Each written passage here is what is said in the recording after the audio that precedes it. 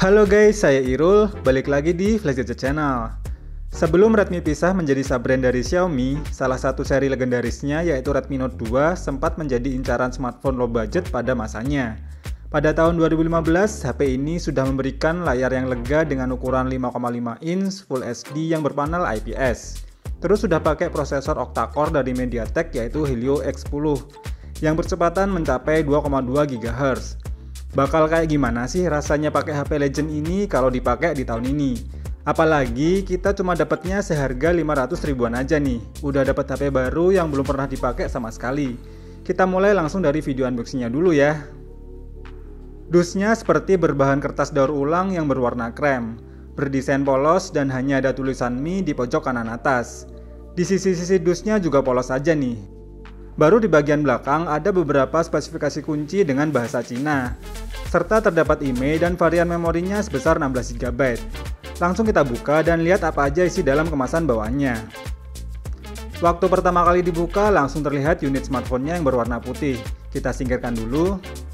Lalu ada adapter charger bawaan yang berdaya 5V 2A alias 10W. Ada kabel data bawaan yang masih bertipe micro USB. Lalu di balik kotak kecilnya ini terdapat buku manual penggunaan. Dan terakhir ada baterai bertipe BM45 yang masih bisa dilepas dan dipasang secara manual. Itu dia isi dalam kemasannya. Kita beresin dan lanjut ke hands-on-nya.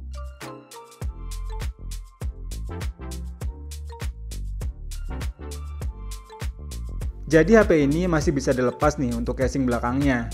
Caranya juga gampang kok kalau kalian punya kuku yang sedikit panjang. Setelah casingnya dibuka langsung terlihat nih tempat dual SIM cardnya dan juga tempat untuk menaruh slot microSD-nya. Kita pasang dulu baterainya, lalu pakaikan lagi casingnya dan nyalakan HP-nya dulu. Oh iya, casing di belakangnya ini berbahan plastik dengan finishing doff sehingga tidak mudah meninggalkan sidik jari. Kita lepas juga screen guard bawaan yang masih menempel di layarnya ini.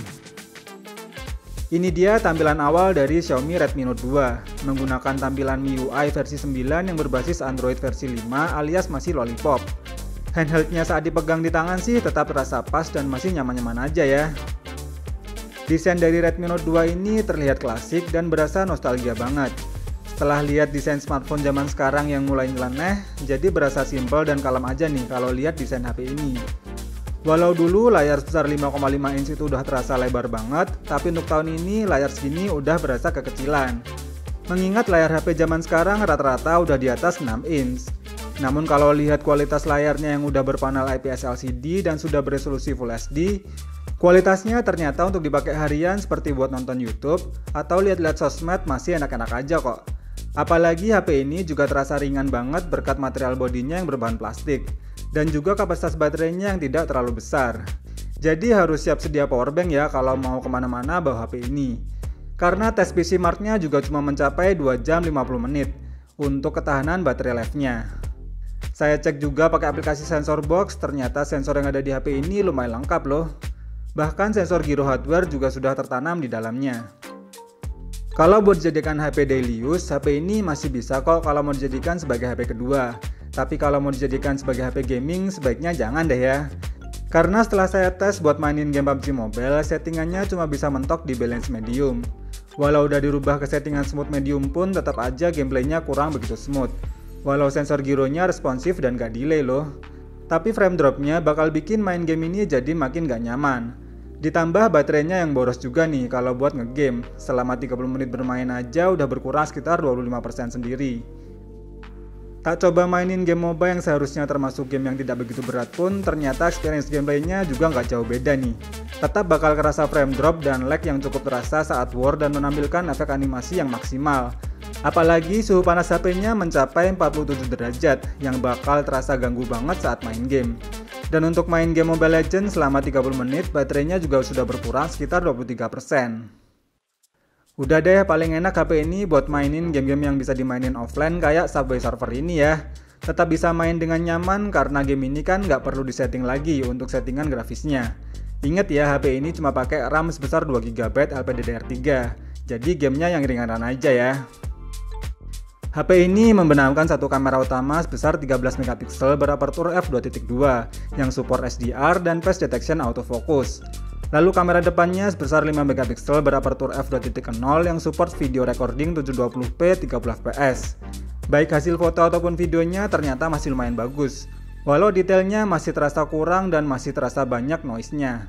Lihat sendiri aja ya kualitas jepretan dan hasil videonya berikut ini.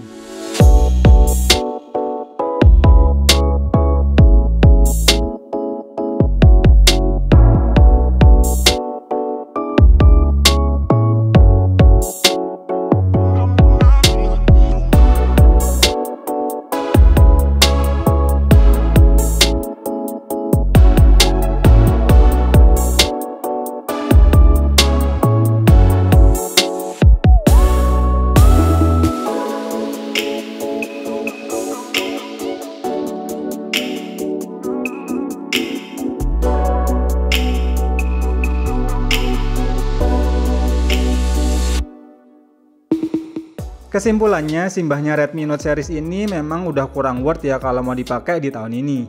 Namun jika melihat harganya yang cuma tinggal 500 ribuan, HP ini lebih cocok buat kalian yang ingin bernostalgia atau mau menjadikan HP ini sebagai HP koleksi atau HP ketiga. Karena selain baterainya yang terasa boros banget, HP ini akan terasa mulai lemot jika kapasitas memori internalnya mulai agak penuhan.